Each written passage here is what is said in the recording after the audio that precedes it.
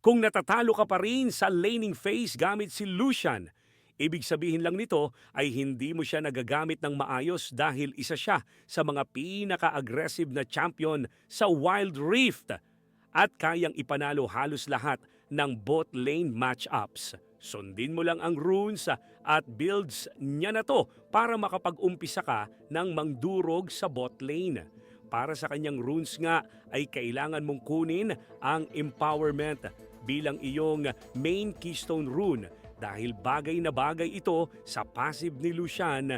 Samahan mo pa ng brutal dahil nga sa aggressive playstyle ni Lucian ay madalas itong mag-take ng trade.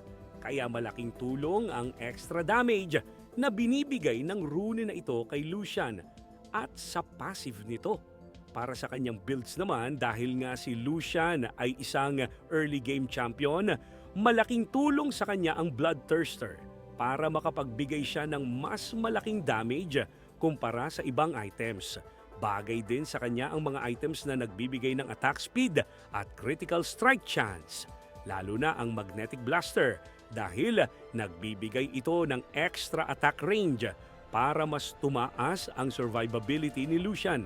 Kaya naman, i-share mo na ito sa kapwa mo Lucian main at i-comment mo na lang din ang main champion mo sa comment section kung gusto mong gawan din natin yan ng ganitong guide.